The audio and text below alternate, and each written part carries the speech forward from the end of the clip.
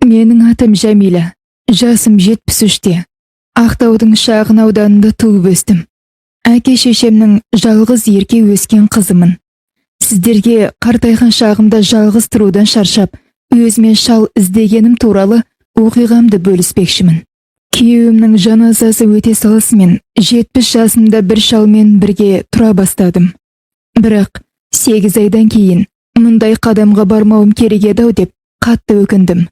Жалғыз тұратынымды естіген жұрттың көбі маған бір түрлі аянышпен қарайды. Білесіздер ғой, ондай көз қарасты. Бейне бір жазылмайтын дертке шалдыққанымды өзім әлі білмей жүргендей қарайды. Көрші әйел шарбақтан сығылып, түнде жалғыз жатуға қорықпайсың ба деп сұрайды. Дүкендегі жас қыз бір адамдық азық-түлікке ақша төлеп жатқанымды көріп, күрсініп қояды. Алыстағы туыстарым телефонмен сөйлескенде, қарттар үйіне бару туралы ойланбайсың ба? Мына жасыңда жалғыз тұру қиын ғой, деп сыр тартып сұрайды. Мен олардың бәріне күлімсіреп, менде бәрі жақсы деймін. Ал олар, бейшара, сыр білдірмей мықты болып көрінгісі кеп жүрау, жалғызбын деп мойындауға намыстанып тұр ғой, дегендей бас изейді. Сонымен айналайындар, бүгін мен сендерге қартайғанда тапқан махаббат деген әдемі ертегілердің артында жасырылған нағыз шындықты айтып берейін. 70-ке толғанымда әлгіндей аянышты көз қарастарға шыдамай жұрттың менен күткенін жасадым. Өзіме өмірлік серік тауып алдым. Айналамдағылардың бәрі мәз болды. Жалғыз қызым бар. Күйеуге шығып балалы шағалы болып, тату-тәтті өмір сүруде. Сол сәтте мен шалмен тұрып жүргенімді естіп, қызым құшақтап, қандай керемет, жарайсыз, деді. Құрбыларым қонаққа келгенде, сен осы бақытқа лайықсың деп сыбырласты. Көрші әйелдер келіп, махаббат жасқа қарамайды деп жатты.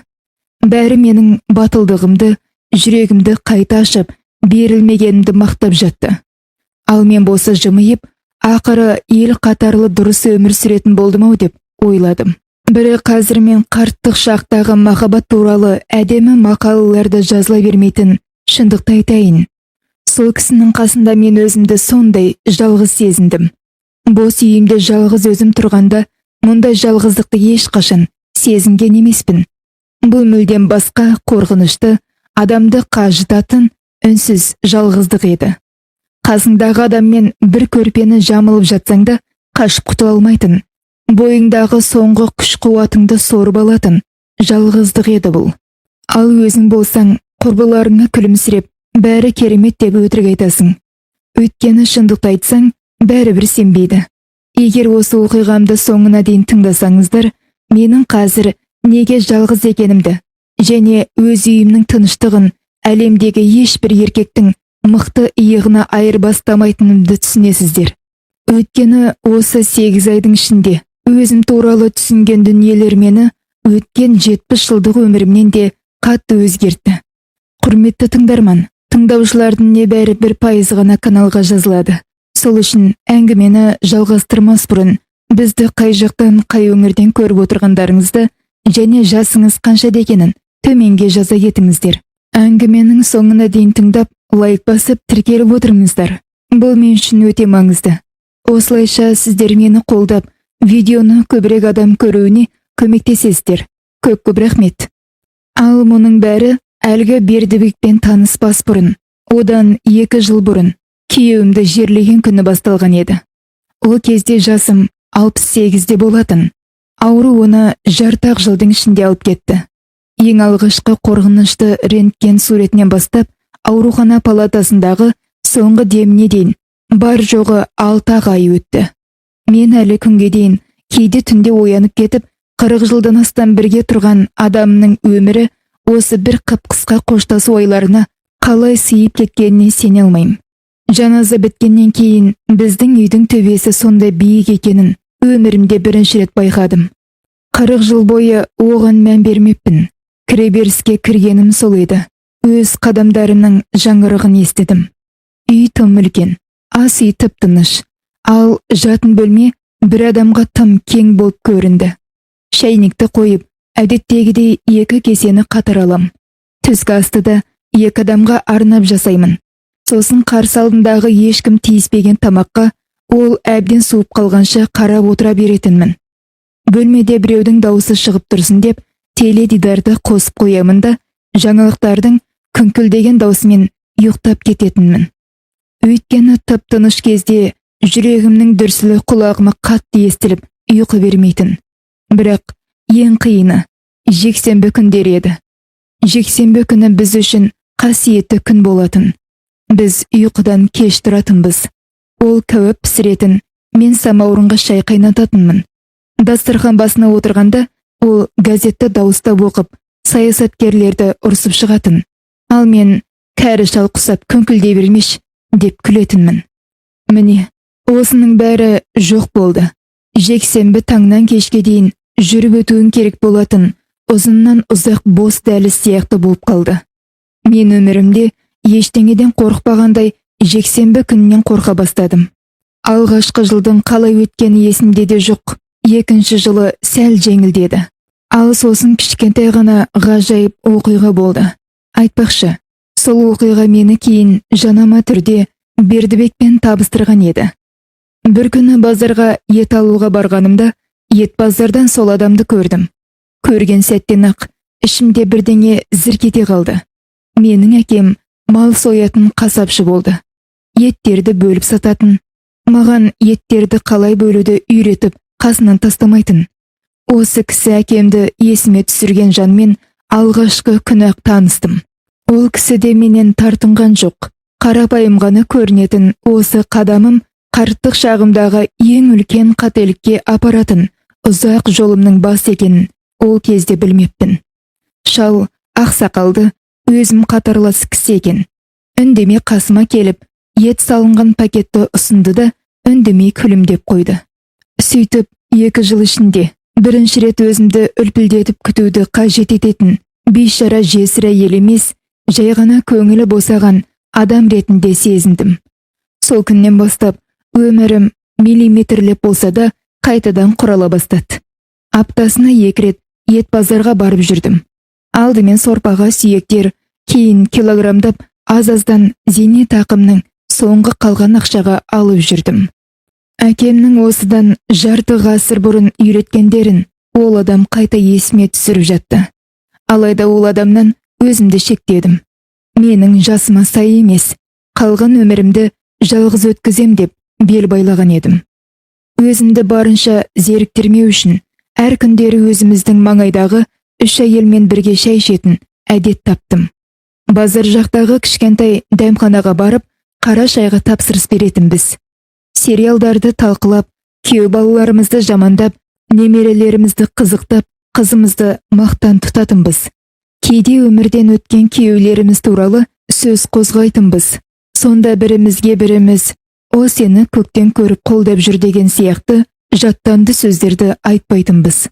Жай ғана бірнеше секунд үндемей тұрып, сосын қайтадан күліп ойнап кететінбіз. Мен бұрын соңды пісіріп көрмеген тағамдарды жасай бастадым.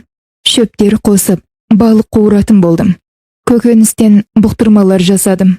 Бір күні тіпті алма бәлішін пісіруге бел буып, оны күйдіріп алмай шығардым. Өмірімнің өз ырғағы пайда болды. Таң менікі, күн менікі, кеш менікі. Сағат 10-да жатсам да, түн ортасына дейін кино көрсем де, көрші бөлмеден ешкім ыңылдап сөге қоймайды. Жарты күн үндемей отыра берем. Немесе ескі әндерді қосып алып, ас үйде дауыстап қосылып шырқайым.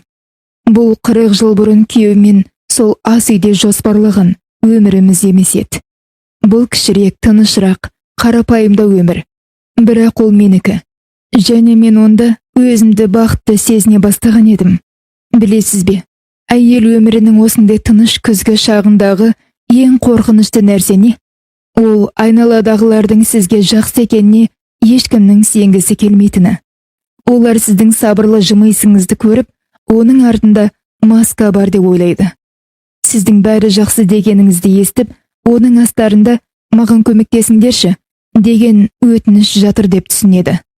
Бір күні бейсенбіде өз қызым менің кірпіштен кірпіш қалап тұрған сол тыныштығымның талқандалуына түрткі болды. Бұл оның үйіндегі кәдімгі отбасылық кешкі ас кезінде болды. Мен немереме қара суға көмектесуге барған едім. Тамақтанып отырмыз. Қызым тамақ құйып жатыр.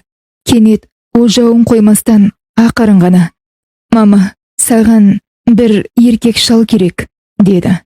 Мен басында естігеннен есеңгіреп қалдым. Қасықты қойып, оған қарадым. «Не?» деймін. «Саған бір шал керек», деп қайталады ол дауыстап. «Бұлай өмір сүруге болмайды, мама. Күні бойы жалғызсың», деді. Мен оған жуырда ғана өзім түсінген жайтты түсіндіргім келді. Жалғыз тұру мен жалғыздықтан қиналу екі бөлек дүние. Менде үйім бар, далада қалғаным жоқ, құрбыларым бар, көршілер мен бақшам бар. Мен ақыры өзімді ести алатын дәрежеге жеттім.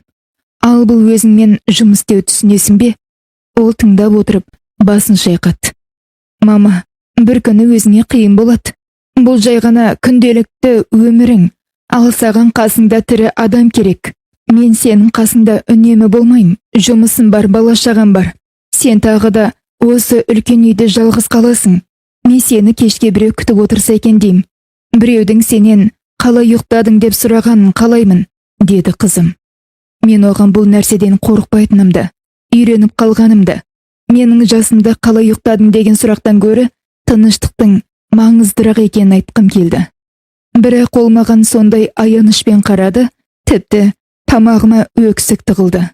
Сол кеште үйіме ауыр оймен қайттым. Бір аптадан кейін көшеде құрбым жолға кетті. Құрбым менен 5 жас үлкен, бірақ энергиясы жас қыздай. Бір күні бір жайында көрісіп қалдық. Қолымнан тартып шетке шығарды да құлағыма сыбырлады: «Сен неге өзіңді тірідей көміп жатырсың? Жасың небәрі 70-те, әлі жассың ғой. Осыншама жақсы еркектер екінші жартысын іздеп жүргенде жалғыз отырғаның күнә ғой», деді. Мен қарсы сөз айтпақшы болып аузымды аштым, бірақ ол қолын бір сілтеді. «Дауласпа. Көзіңнен ақ жаныңның жайсыз екенін көріп тұрмын.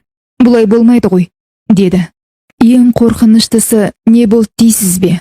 Сол кезде үйге қайтып келе жатып, ойымда бір сұрақ мазалады. Ал егер олардікі рас болса ше, мүмкін маған шынымен де қиын шығар, жай ғана байқамай жүрген шығармын. Мүмкін мен мықты емес, тек қорқақ шығармын. Мүмкін менің тыныштығым жайлылық емес, өмірден қашудың бір тәсілі ме? Кешкісін кітап оқып отырып, маған шынымен жақсы ма? Мүмкін қызымдікі дұрыс шығар, деп өзімнен сұрайтын болдым. Басқалардың бойыма еккен осы бір тыныш ішкі дауыс кез келген нағыз жалғыздықтан да қауіптірек болып шықты. Бірнеше аптадан кейін ол мені бір шешімге әкеліп тіреді. Содан кейін телефоныма бір қосымша жүктеп алдым. Осы сәттен бастап өмірім мен ойламаған жаққа қарай құлдилап түсті. 70 жасымда түнде ас үйде халатпен отырып, дірілдеген қолмен зейнеткерлерге арналған танысу сайтына сауалнама толтырып жаттым. Өзімді бір жиіркенішті нәрсе жасап жатқандай ұялып отырмын. Құрбым бұл қосымшаны кеңес еткен.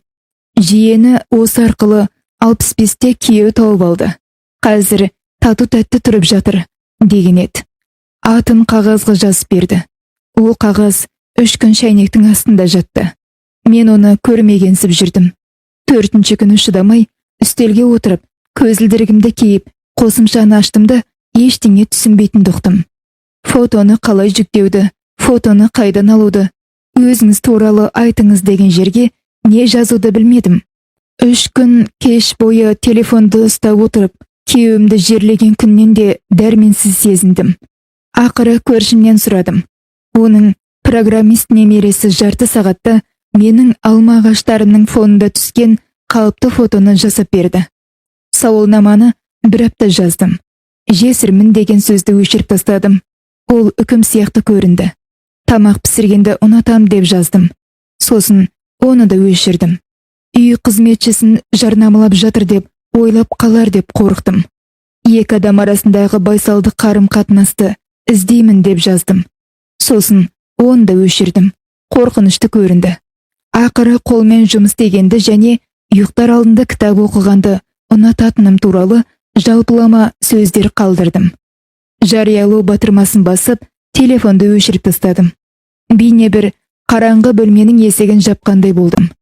Ертесіне таңертең телефонды қосып, есім шығып кетті. 47 хабарлама. 47 ер адам бір түнде маған жазыпты. Сол кезде мен күтпеген жағдай болды. Ішімде бірдеңе зірк етті. Басым айналған жоқ.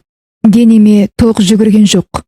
Жоқ, жай ғана ұзақ уақыттан бері бірінші рет өзімді әже, ана, жесір емес, жай ғана әйел ретінде сезіндім.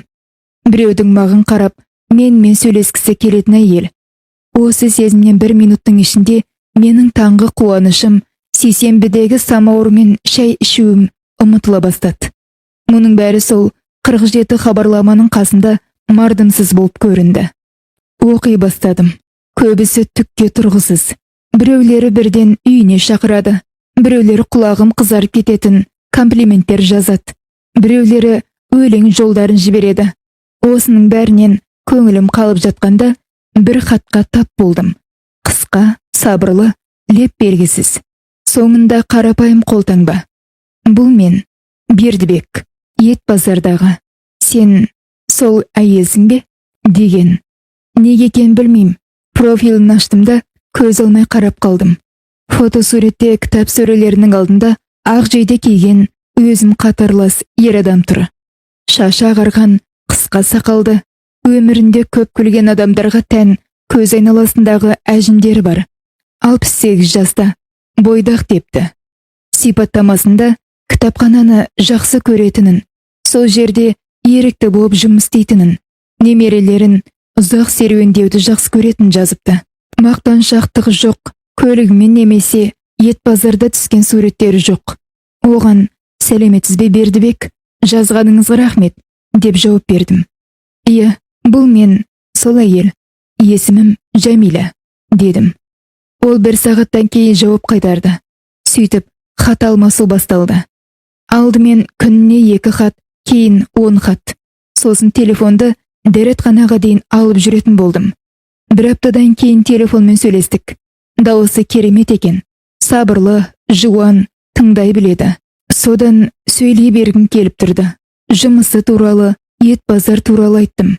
Ол күліп, бала кезде әкеме мал союға көмектескем деді. Күйеуім туралы айттым. Ол үндемей тыңдады. Сөзімді бөлмеді. Ол өз әйелі туралы айтты. Оның 3 жыл бұрын өмірден өткен айтқанда дауысы дірілдеді. Мен қараңғы ас үйде онымен бірге жыладым. Күніне 2 сағат сөйлесетінбіз. Қабырғаға қарап жымиып отырғанымды өзімде байқамай қалатынмын. 2 айдан кейін кездесуге шешім қабылдадық. Ол көрші ауданда тұрады екен. Үйінің қасындағы кішкентай дәмхананы таңдадық. Түн ортасына дейін шкафты ақтардым. Көкжейдем қартайтып көрсеткендей, қоңыр түстісі тым көріксіз сияқты. Ақыры күйеуімнің кезінде киген сүйікті жейдемді киіп бардым. Бердібек терезе жанындағы үстелде отыр екен. Мен кіргенде орнынан тұрып, орындығымды жақындатты. Менен сұрамай-ақ шай мен бәліш тапсырыс берді. Өйткені біз телефонмен 100 рет нені жақсы көретінімізді талқылағанбыз. Қандай зейінді адам деп ойладым. Дәмханада 3 сағат отырдық. Немерелері туралы айтып, суреттерін көрсетті. Менің әзілдеріме мені әлемдегі ең тапқыр әйел сияқты етіп күлді. Үйге қайтып бара жатқанда жолға қарап жымиып келе жаттым. 2 жыл ішінде бірінші рет, мүмкін қызым мен құрбымдікі дұрыс шығар, мүмкін мен сол тыныштығыма жабысып қателік жасаған шығармын. Мүмкін өмір маған екінші мүмкіндік беріп жатқан шығар, деп ойладым. Бердібекпен бірге өткізген алғашқы 3 ай түсімде өткендей болды. Аптасына 1 рет кешкі ас, күндізгі серуендеу. Мен ақыры жексенбіден қорқуды қойдым. Таңғы шайымды бірге ішетін адамым пайда болды. Өзімнің кеште болса келген бақытымды таптым деп сеніп қалдым. Ал кейін бір бейсенбіде мен бір кішкентай жайтты байқадым. Ол бірінші жолы күдіктендірмегенмен, екінші жолы кеудемде әлі түсінбеген бір ауырлықты сездірді. Бірде таңертең оянып кетіп, жеке телефонымның өзі маған қорқыныш ұялатынын түсіндім. Бұл мен естігім келмеген алғашқы қоңырау еді. Барлығы қарапайым нәрседен басталды. Бердібек маған таңертең хабарласатын болды. Жай ғана қайырлы таң тілеп, қалай ұйықтадың деп сұрау үшін. Кейін түскі ас кезіндегі қоңырау қосылды. Не жедің, не істеп жатырсың, шаршамадың ба? Деген сияқты. Сосын кешкісін ұйықтар алдындағы қоңырау. Басында қуанатынмын. Міне, кітаптарда жазылатын нағыз қамқорлық деп. 40 жылдан астам күйеуім болды. Бірақ ол да күніне 3 рет хабарласпайтын еді. Оның маған қымбат екенімді көрсететін басқа да жолдары бар еді. Бірақ Бердібек хабарласа беретін. Ал мен өзіме, бұл сол айналадағылардың бәрі тілеген баяғы кеш келген махаббат қой, деп сендіретінмін. Бірақ көп ұзамай бір жағымсыз нәрсені байқадым. Егер телефонды бірінші қоңырауда-ақ көтеріп үлгермесем, 1 минуттан кейін қоңырау қайталанатын. Егер қайта соққанына да жауап бермесем, қайдасың, уайымдап жатырмын, неге көтермейсің, деген хабарлама келетін. Бір құдды жас жігіт сияқты. Бірде базарға келген едім. Сол жақтағы дәмханаға бардым. Қолымда азық-түлік толы бар. Оны көріп кеттім келді. Бір хабарласқанымды көтермеді. Сосын 40 минуттан кейін телефон соқтым. Тұтқаның ар жағынан бұрын соңды естімеген үнді естідім. Дауысы түзу сияқты. Бірақ сөздердің ішінде суық бір дөрекілік бар. Саған бірдеңе болып қалды ма? Деп ойладым. Тіпті өзіне баруға жинап жатыр едім, дедім. Ол үндемеді. Тұтқаны қойып біраз ойландым. Үйге келіп, біраз уақыт тұрып қалдым. Неге кеудемнің бұлай сыздап тұрған түсінбедім. Бірде құрбыларымен жиналып шай ішіп отырдым. Құрбым, мені осыған итермелеген сол құрбым Бердібек шалмен қалай екенімді сұрады. Мен күлімсіреп, бәрі керемет деймін. Сол сәт қарасам, телефоным болса үстел үстінде тынымсыз дірілдеп жатыр. Бір жіберіп алған қоңырау, кейін 2, 3, 4. Телефонымды экранымен төмен қаратып қойдым да, құрбымның жаңа келіні туралы әңгімесін тыңдауға тырыстым. 1 сағаттан кейін қайта соқтым. Естігенім мынау болды. Түсінбеймін. Жәмила, сен мені сыйлайсың ба өзі? Мен саған кіммін? Кездейсоқ таныспын ба? Дегенде кеудем қысылып қалды. Дәл бір ұрлық үстінде қолға түскендей болдым. Ақталуға кірістім. Құрбылармен болдым. Алдын ала ескерткенмін. Бірден көтере алмадым дедім. Сол сәтте өзімді сырттан бақылап тұрғандай болдым. 70 жастағы әйел 1 сағат құрбылармен болған үшін айдаладағы шалға ақталып тұр. Тұтқаны қойдым да экранға ұзақ қарап тұрдым. Өміріме бұл жат сезім, кінә сезімі қайдан қалай кіріп келгенін түсінбедім. Өйткені шын мәнінде ешқандай кінә жоқ еді. Сол күннің кешінде болмаған кінәмді жуып шаю үшін мүлдем қаламаған нәрсеге келістім. Сол кештен бастап өзіме әлі күнге кешіре алмайтын нәрселер басталды. Қаттырақ жоқ деп айтуым керек жерде иә дей бастадым. Бердібекпен демалыс күндерімізді бірге өткізуді шығардық. Әр сенбі сайын бір жоспар. Біресе қызының саяжайына барамыз, біресе көрші қаладағы жәрмеңкеге, біресе газетте жазылған жаңа мейрамханаға, біресе оған жейде таңдау үшін сауда орталығына. Үйде қалайын деген әрбір ұсынысым бір ғана сөйлемге соқтығысатын. Оны ақырын, мұңлы, ренішті көзқараспен айтатын. Сен не, Жәмила, мені сағынбадың ба? Менің көргім келмей ме? Біз енді бірге боламыз деп ойлап едім, деп отыратын. Мына бір қысқа сөйлем кез келген құлыптан мықты жұмыс істейтін. Өйткені не жауап берерімді білмейтінмін. Иә, көргім келмейді, күнде емес, деп айта алмаймын. Менің жасымдағы кемпірге қимылдамай шай ішіп, дем алып жату, ешкім арқамнан тыныстап тұрмайтындай етіп, жалғыз отыру керек, дей алмаймын. Сенбі, маған арналған дүкендер марафон емес, кішкентай жеке демалыс екенін айта алмаймын. Бұның бәрі қатыгез, жүрексіз, өзімшілдік көрінетін. Сөйтіп оған келісіп, иә деймін. Барамын, жүремін, қызына, күйеу баласына, көршілеріне күле қараймын.